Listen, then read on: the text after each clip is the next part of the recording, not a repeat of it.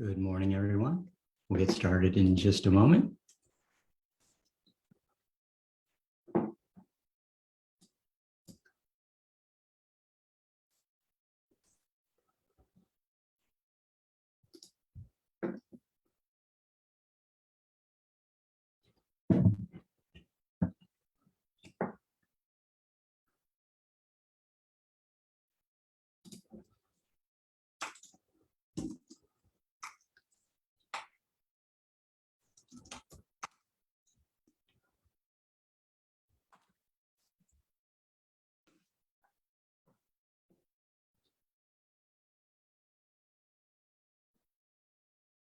Okay, just get started.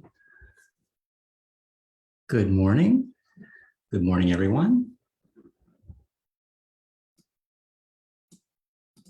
This morning's early mural is actually from Dave's Hot Chicken. So it's just opened, actually did a soft open yesterday. I publicized earlier this week that it was going to be opening on Friday, but they did their soft opening yesterday, and they have a lot of murals, mainly a lot of graffiti, kind of urban murals that are kind of adorn their walls. It's actually pretty interesting from that standpoint. But today's early mural is one from their wall, and they actually have a pretty large variety of kind of geodesic art and graffiti type art that's spread along all the walls. So happy that they're opening up in our city, and definitely it's always good to have another restaurant, another place for people to go to. So we'll be talking about that one just a little bit later. But let's go ahead and get started. Good morning. I'm Sunnyvale Mayor Larry Klein. Thanks for joining me again this week. This is the 128th installment of my weekly virtual office hours. Happy Friday. Welcome to the end of August.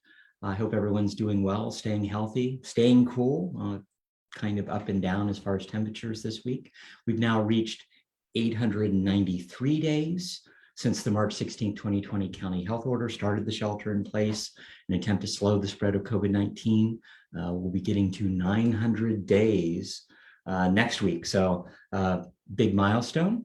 2 years ago, I converted my weekly office hours at Being Seen on Murphy Avenue into this live stream address, and I haven't missed a week since. But it's actually been very good to, take stock over the last 2 weeks, give people updates and information, give them some general words of encouragement, answer some of your questions, and of course, give you some ideas of what's upcoming for our city. So, people still say they enjoy watching their mayor every week and hearing from me. So I'll continue to do this for a while now. We'll see. At some point, I might cut it back a little bit, but I'm still doing my in-person meeting on Murphy Avenue. So once this is complete, I'm then downtown. So if you want to join me there, just email me at council@larryklein.com, and then we can set up a time and reserve either 15 minutes or 30 minutes for that discussion on Murphy Avenue. If you have a quick question, you can probably drop in and talk between different reservations. This morning I'll be there from 9:15 to I think 12:30. So it's actually a great way to meet people, and it optimizes my time because everybody's coming to me and they know that they have a set period of time, as opposed to just meeting people for coffee, and sometimes that can go for quite a long period of time, an hour and a half or something of that nature. Let's go ahead and get started. And I'll talk about what's happened at the federal, state, county, and city level over the last 2 weeks. Last Tuesday, Biden signed the Inflation Reduction Act, and these titles often have little to do with what they're really about. Despite the bill's name, the Congressional Budget Office, and that's nonpartisan, says that the Inflation Reduction Act will have negligible effect on inflation for multiple years. It does do a lot of good things, though. It allocates $300 billion as an investment into energy and climate reform. So it's the largest federal clean energy investment in US history. So that's actually a very positive sort of thing. It also includes 60 billion to boost energy infrastructure, manufacturing of solar panels and wind turbines, and it's just making our homes more efficient, energy efficient. So, that's actually very good. It will cap out-of-pocket prescription drug costs for Medicare to $2,000, but that isn't effective until 2025. So, as much as it's looking at inflation, it actually doesn't go really into effect for several years.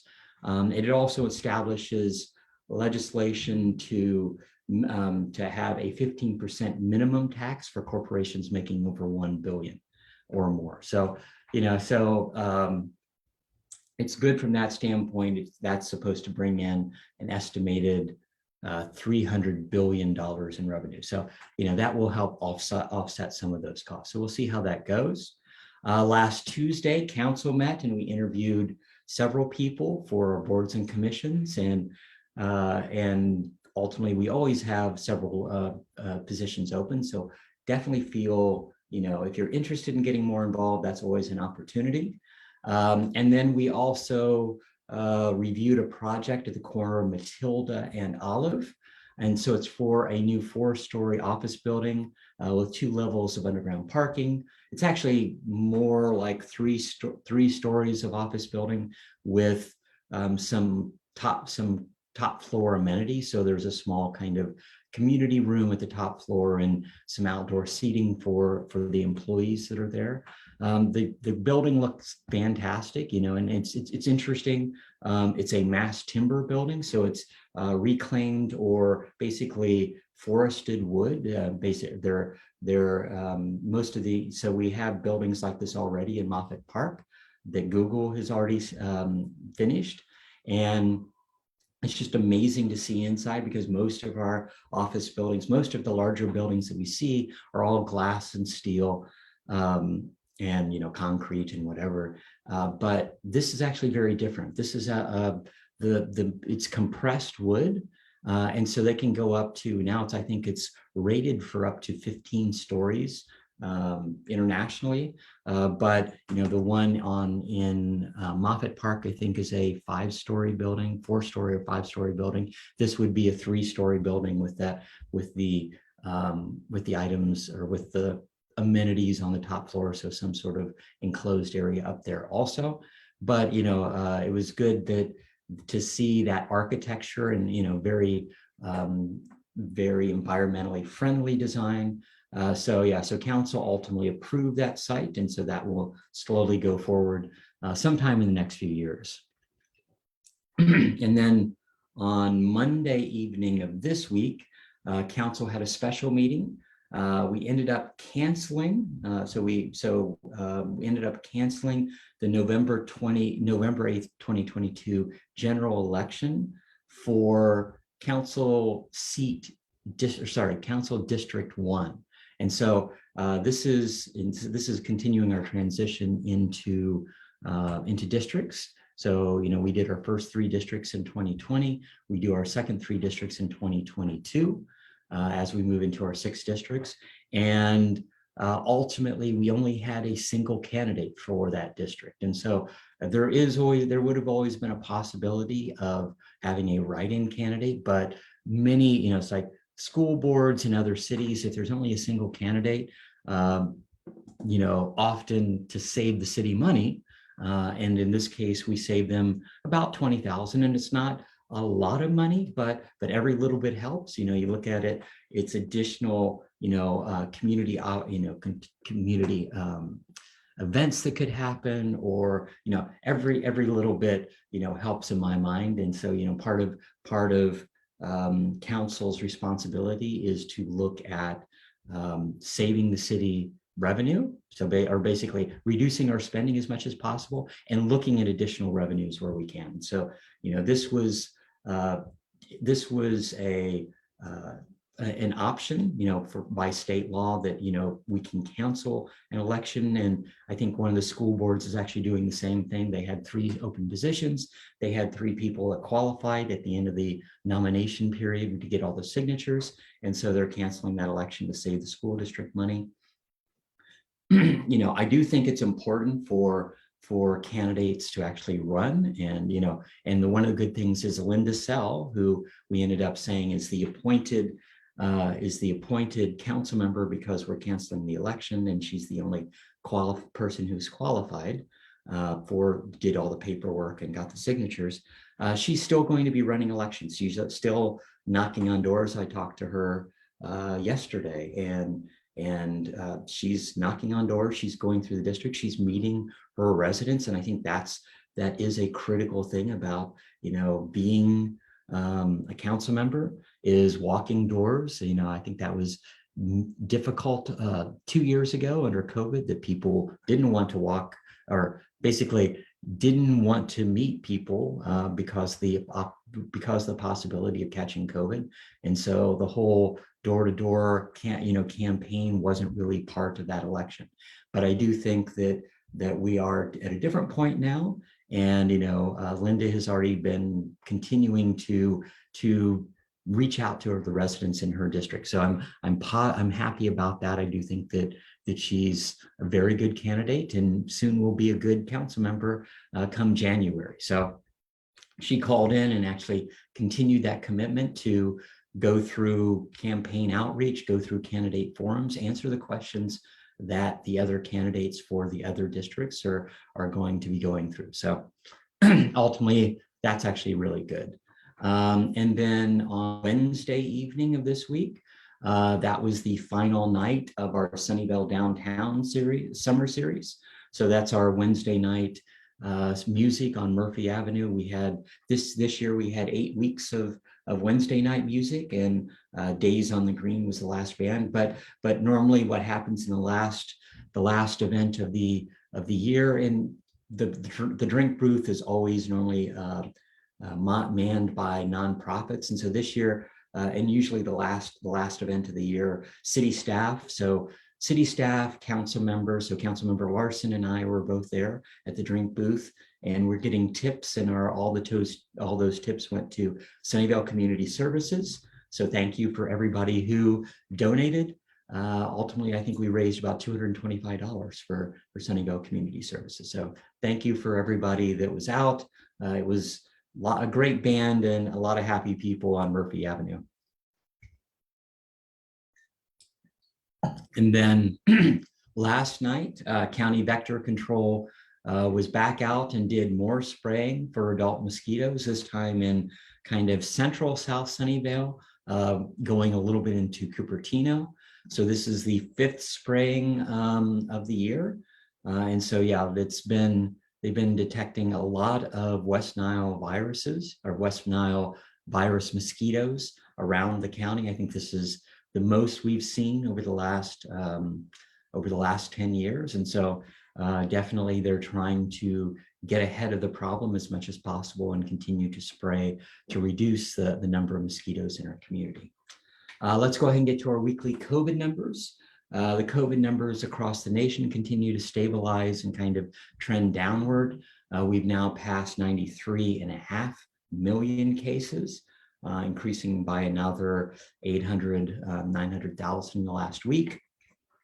We've now had 223.6 million people fully vaccinated. That's over 43%. And over 43% of those have received their booster. 83.7% of those 5 and older have at least received 1 dose of the vaccine, but people are still passing away with COVID. We've had 1,037,000 people, another 3,000 just in the last week that have passed away with COVID. And, from a California standpoint, things, continue to trend downward. We've had 210,000 positive cases.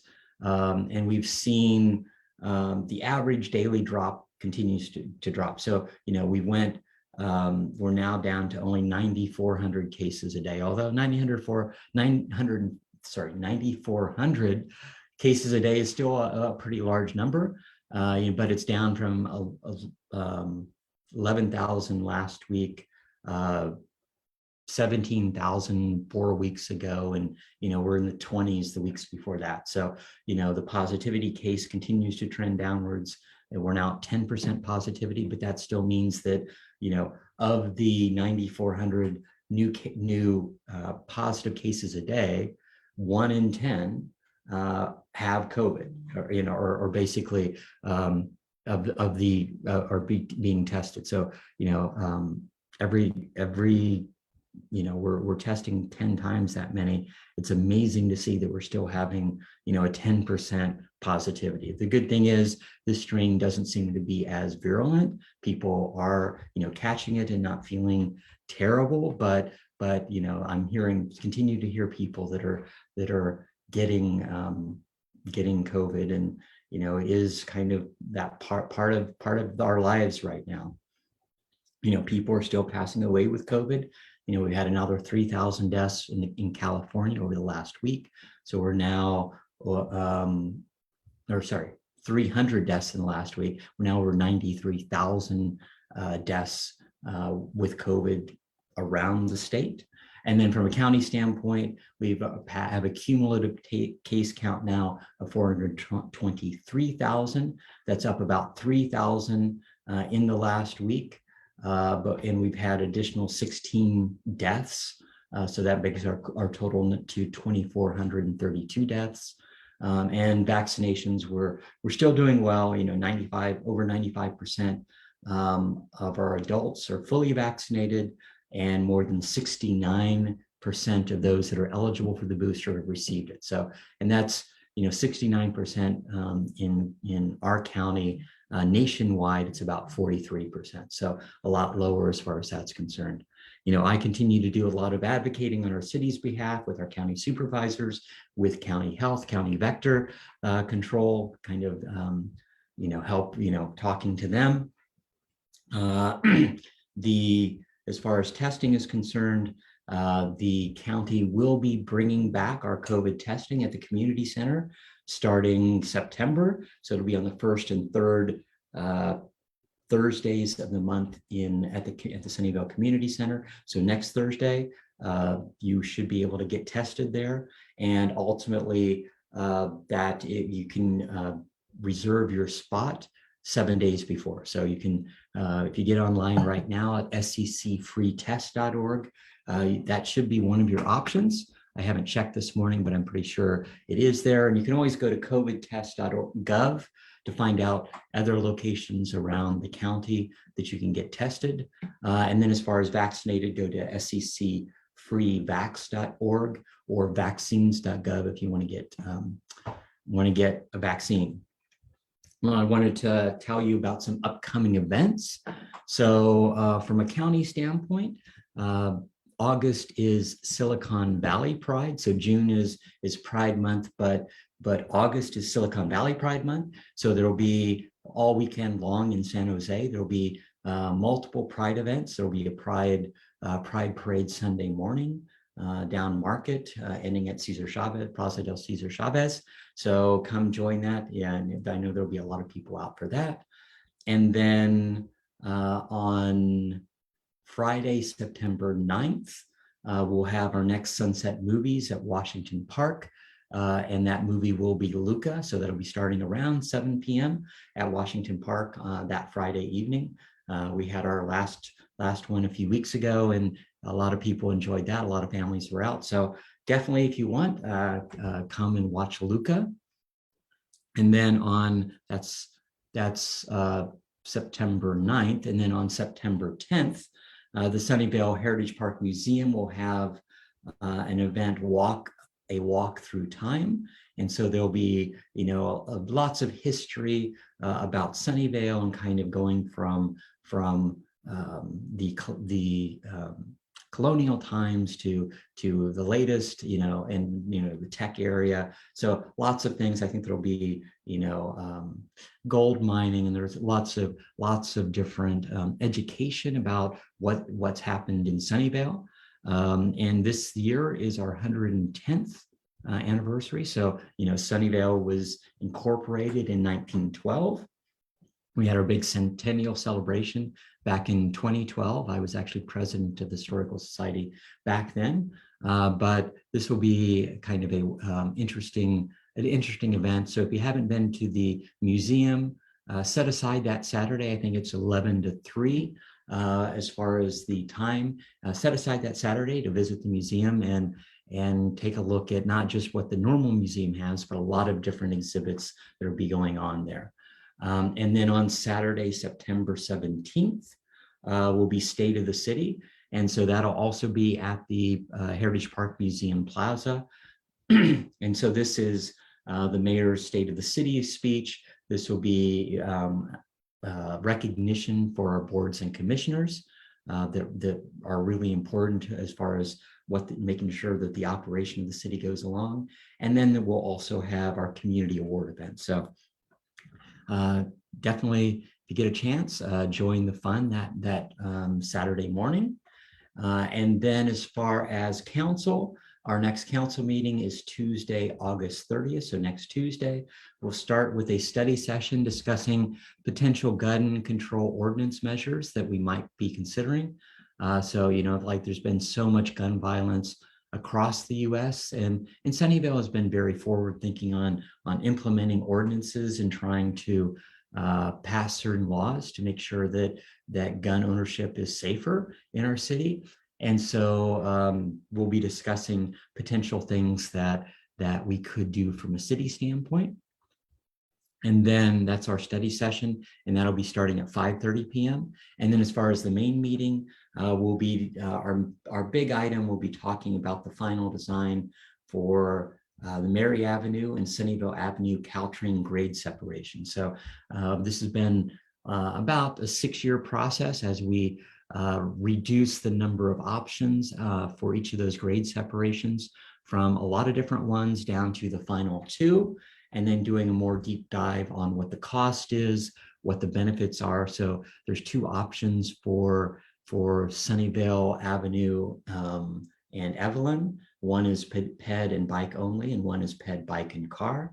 And then there's 2 options for the Sunnyvale, or for Mary Avenue and Evelyn, and that's basically lowering that whole intersection at Mary and Evelyn below the Caltrain tracks, or just keeping Evelyn the same height and then lowering Mary underneath, and then doing what's called a jug handle to connect Mary back into Evelyn. So we've heard, council's got a lot of different emails on what the preferred options are for either of those. So council will be making that final decision next Tuesday night if you want to join. So hopefully that's a quick, I'm sure there will be a lot of people speaking. So if you have something that you'd like to say, definitely join the meeting or send us email. But council has already been getting quite a bit of email on people's suggestions as far as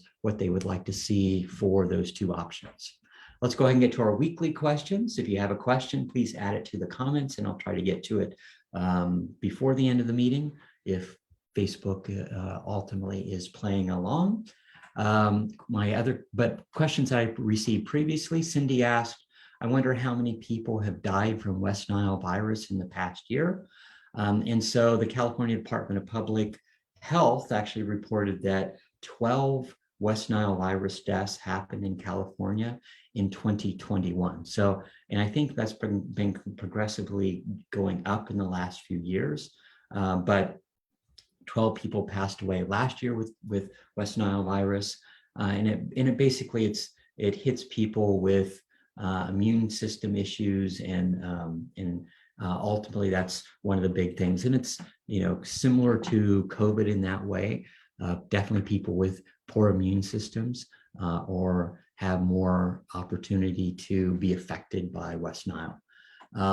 Mayo asked, will the mosquito chemical spray have negative effects on vegetables and fruits on fruit trees? So no, it won't have negative effects. That being said, if you're eating the fruit from fruit trees, you should have normal washing of fruits and vegetables.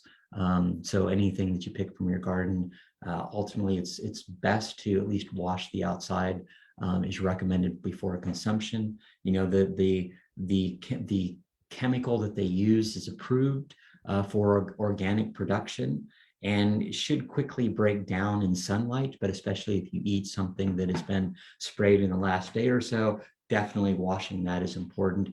If you have, you know, similarly, if you have pet, you know, so it was important to keep pets inside when the spraying was happening, but you should also, you know, throw out their water, throw out their food if it was outside, that sort of thing.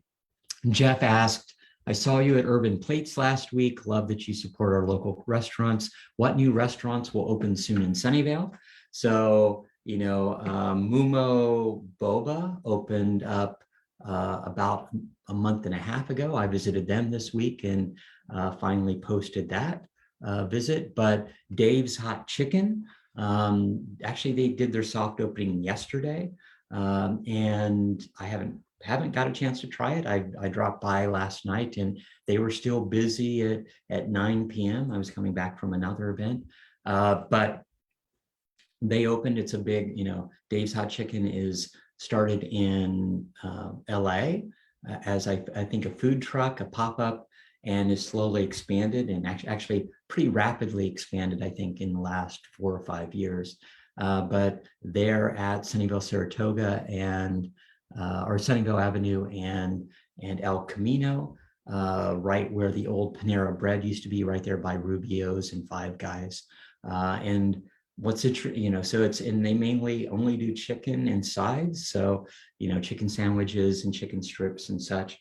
But there'll be one of the late restaurants that are open. So they're open 11 a.m. to 11 p.m. Sunday through Thursday, and open to midnight on Friday and Saturday. So happy to see them in the community, and already have heard from multiple people who've actually went by and enjoyed them. And then Pacific Catch and City Line, right across from Target, officially opens on Monday. So they've been doing, I think, some limited seating over the last few days to get their staff trained as far as that's concerned, but they officially open on Monday. Garrick asked, whose bright idea was it to put forward AB 2011 and who is supporting it? Who is accountable at the election time then? Seems horrible for urban planning. And I totally agree. We talked about AB 2011 last week.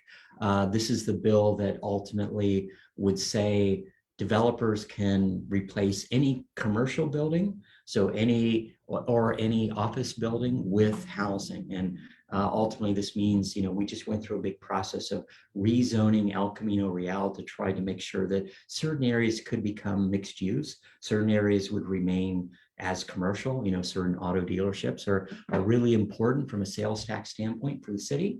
That being said, what this would do would say any developer could go in and say, you know what, I'm going to buy that car dealership and build housing and not worry about anything else.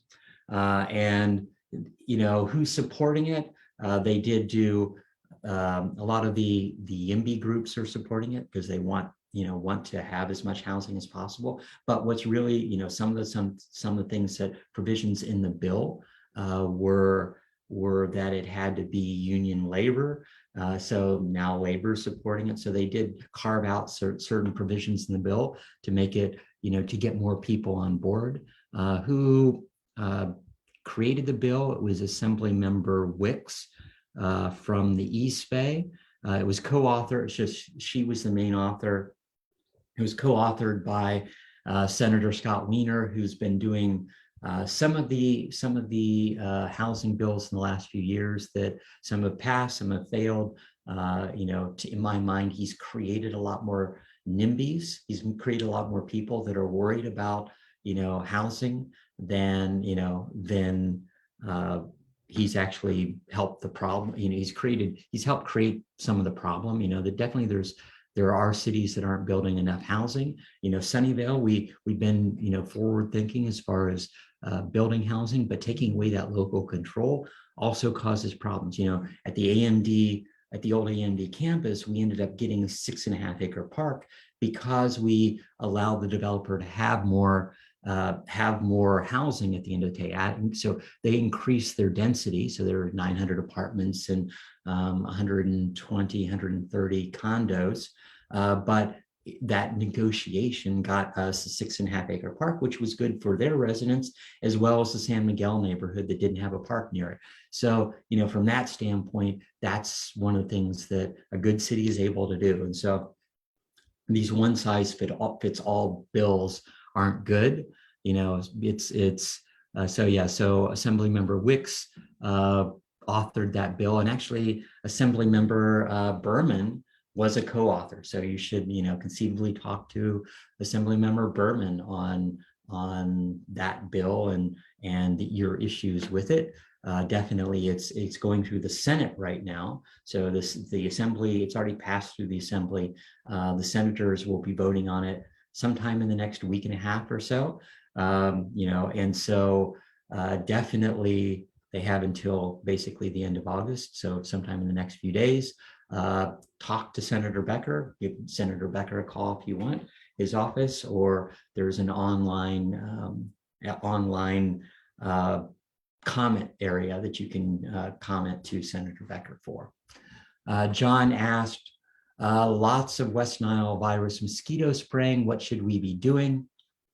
The biggest thing is to get rid of any standing water. West Nile virus is basically thrives even during drought conditions because of standing water.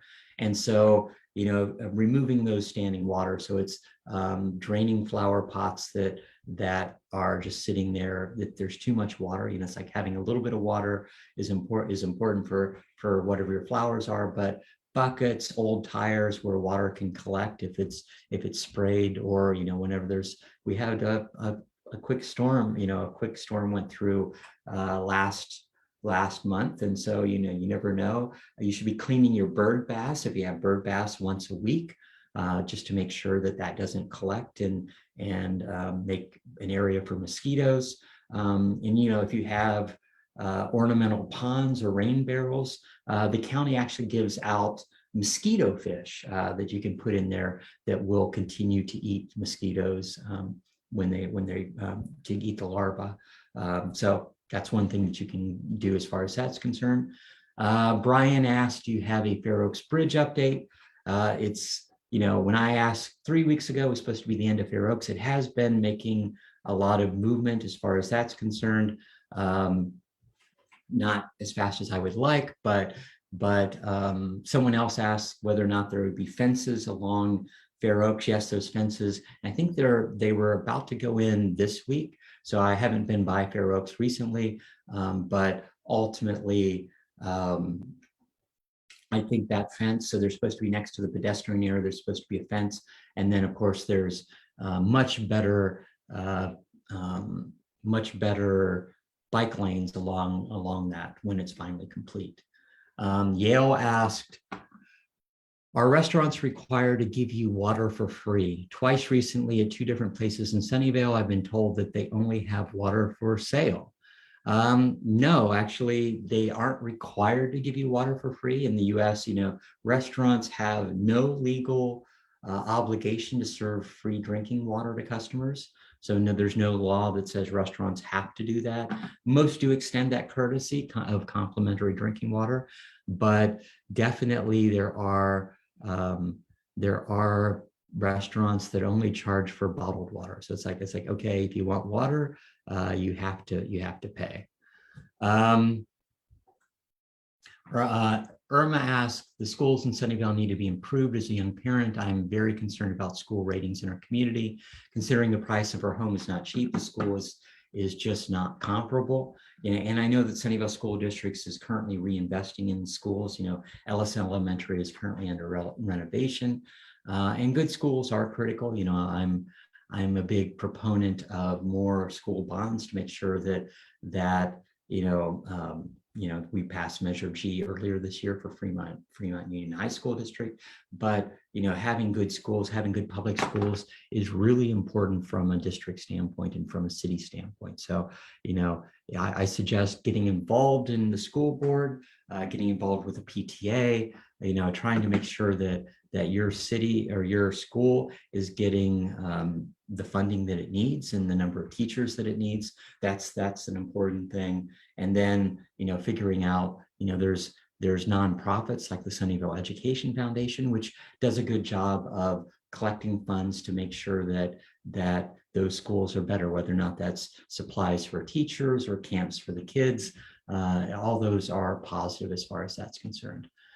Joanna asked what is going on across from Whole Foods, and that's an art corner. That's going to be a park. They're starting to finalize the landscaping there right now, and that should be opening up the first week of September or so. So we're very close as far as that's concerned. Let's see if we had any additional questions.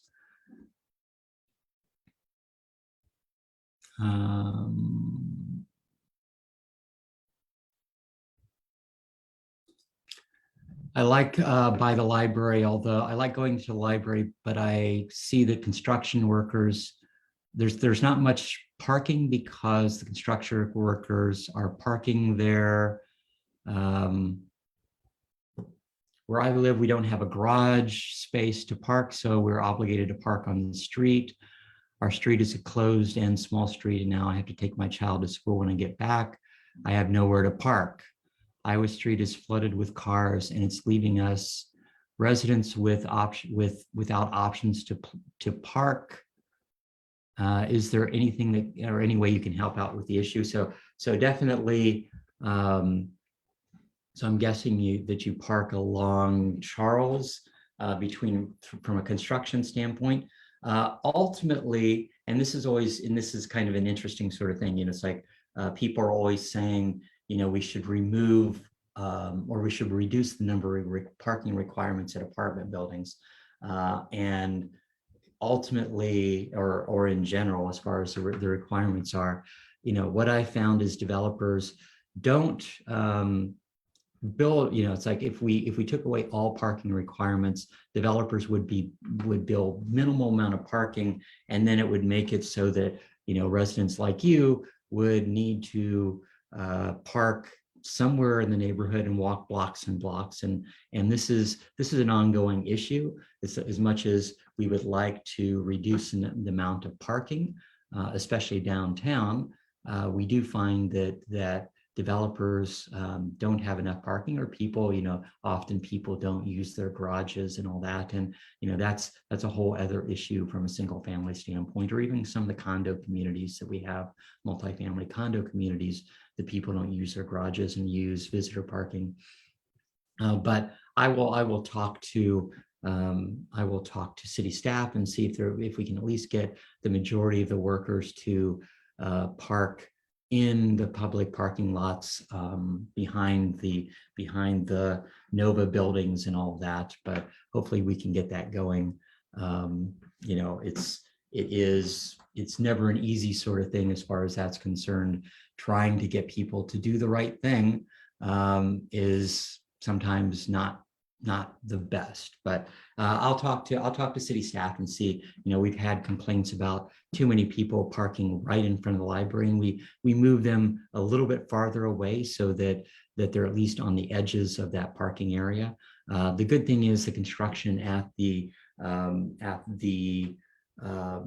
addition onto DPS is almost complete, but the city hall has a few more months, so you don't have much left. The new city hall will be, staff will be opening up, that building will be opening up, and staff will be moving into December right now. So that's the current plan. Let's see if I have any other comments or questions. I don't see anything else.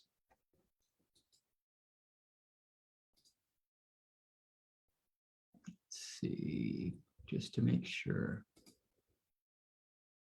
If not, sometimes Facebook gives me some issues as far as as far as what they're showing up. So let's go ahead and wrap up. I just want to thank you for joining me again this week. We are still in uncertain times. There's lots of stress and issues and concern in our community. New issues always come up, but I want everyone to know, no matter what we face, what challenges we face those challenges together. I'm proud of our community. I'm proud of Sunnyvale and how residents have responded to many challenges over the last few years. I'm thankful to everyone who helps out in our community, showing their kindness, their generosity, their empathy for their fellow man.